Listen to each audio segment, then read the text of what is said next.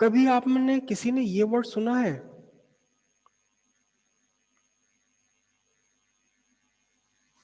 Avalanche? है कितनी लंबी है निकली देखो। एवलांश नहीं सुना? अच्छा, ये वर्ड सुना है कभी, हिमस्खलन? ये भी नहीं सुना। हम्म।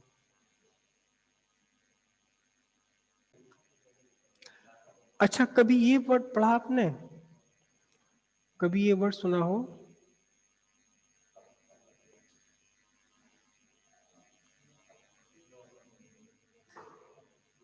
नहीं सुना? अच्छा, ये तो सुना होगा कभी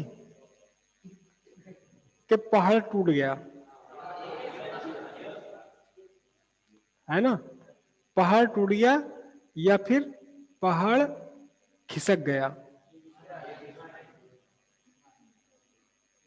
हम्म। अक्सर बरसात में पहाड़ों पर ये घटना हो जाती है। होता क्या है कि ये पहाड़ है, ये ऐसा, ठीक है, यहां कुछ हुआ इस पहाड़ पर, यहां कोई घटना हुई छोटी मोटी, और एक पत्थर या थोड़ा सा मिट्टी का हिस्सा गिरा, और गिर के फिर वो जब नीचे आता है तो अपने साथ बहुत सारा मलबा अपने साथ लेकर नीचे आ जाता है। इसे हम बोलते हैं भूस्खलन। शुरुआत हल छोटी सी होती है, बिल्कुल कोई छोटी सी शुरुआत हुई और फिर पूरा पहाड़ खिसक कर नीचे आ जाता है, बहुत बड़ा हिस्सा खिसक टूट के नीचे गिर जाता है। ऐसा ही एक घटना होती है हिमस्खलन। मतलब वो पहाड़ जहां बस बर्फ ही बर्फ पड़ा हुआ है, बर्फ ही बर्फ पड़ा हुआ है दूर दूर तक, ऊंची ऊंची चोटियों तक बाहर, ऊपर से कोई एक बर्फ का टुकड़ा जरा सा खिसके, फिर वो अपने साथ पूरा बर्फ का एक तूफान उठा के ले आता है, अपने साथ पूरा बर्फ का एक तूफान उठा के ले आता है। इसे बोलते हैं एवलांश। इंग्लिश में इसे एवलांश वर्ड बोला जाता है। एवलांश का मीनिंग आप ये समझ लीजिए, नॉर्मली ये समझ लीजिए, कहीं एक कोई स्मॉल ट्रिगर जनरेट हुआ, स्मॉल ट्रिगर जनरेट हुआ, हल्का सा कोई घटना, हल्की सी कोई हलचल हुई, और फिर वो हल्की सी हलचल जो है एक बहुत बड़े डिस्टॉर्शन में कन्वर्ट हो गई। इसे हम एवलांश बोलते हैं, एवलांश बोलते हैं। और ये एवलांश पढ़ाते हुए मुझे कई पिक्चरें याद आती हैं। एक, अब मैं आपको क्या बताऊं, पिक्चर भी तो आप नहीं देखते, पिक्चर भी तो आप पिक्चर के तरीके से नहीं देखते। एक एक पिक्चर का सीन था, मुझे अब पिक्चर का नाम क्या बताऊं आपको, आपने सुना भी नहीं होगा। तो पहाड़ों पे थे वो, बर्फ ही बर्फ था चारों तरफ, और ये हीरो खड़ा हुआ है यहाँ, वो विलेन खड़ा हुआ, विलेन ने इसके ऊपर गन तान रखी है। अब हीरो इससे कह रहा गोली मत चलाई, गोली मत चलाइयो, गोली मत चलाइयो, दोनों मर जाएंगे, दोनों मर जाएंगे, गोली मत चलाइयो। अब ये विलेन तो मूर्ख है बेचारा, वो ये सोच रहा है कि जो हीरो जो है मुझसे बचने की कोशिश, ये कह रहा है दोनों मर जाएंगे, गोली मत चलाइयो, सब बर्बाद हो जाएगा, सब तबाह हो जाएगा। मगर इसने चला दी गोली, और जैसे ही इसने गोली चलाई और पीछे से बर्फ का एक तूफान उठा और दोनों को बहा के ले गया। क्यों? क्योंकि उस गोली की साउंड से वाइब्रेशन क्रिएट हुआ और कहीं पर एक पत्थर, एक बर्फ का टुकड़ा हिला, और फिर वो अपने साथ पूरा तूफान लेकर आ रहा है। ये एवलांश होता है। ऐसी ही घटना होती है जंक्शन डायोड के अंदर, एवलांश हो जाता है।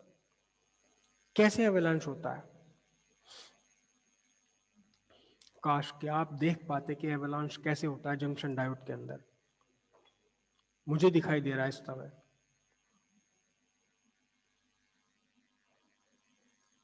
ये मैं बना रहा हूं simple normal junction, normal PN junction semiconductor, जिसमें कि ये कोवेलेंट बॉन्ड्स बने हुए हैं किस किस के बीच में कोवेलेंट बॉन्ड बने हुए हैं?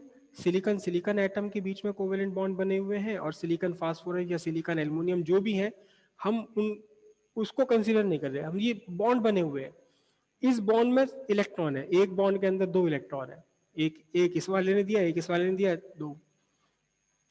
अब क्या हुआ कि एक इलेक्ट्रिक फील्ड तो इसका अपना था, एक इलेक्ट्रिक फील्ड तो अपना था एन से पी तरफ, ये मेरा एन साइड है, ये पी साइड है, एन से पी की तरफ। और एक इलेक्ट्रिक फील्ड आपने बाहर से लगा दिया, रिवर्स बायसिंग में जबरदस्त वाला इलेक्ट्रिक फील्ड आपने लगा दिया, जबरदस्त वाला इलेक्ट्रिक फील्ड आपने लगा दिया। इलेक्ट्रिक फील्ड यहाँ बहुत तगड़ा हुआ, और बहुत तगड़ा होते ही क्या हुआ, कहीं से कोई इलेक्ट्रॉन बॉन्ड में से टूटा, बॉन्ड में से कोई इलेक्ट्रॉन टूटा, जीनर ब्रेकडाउन हुआ।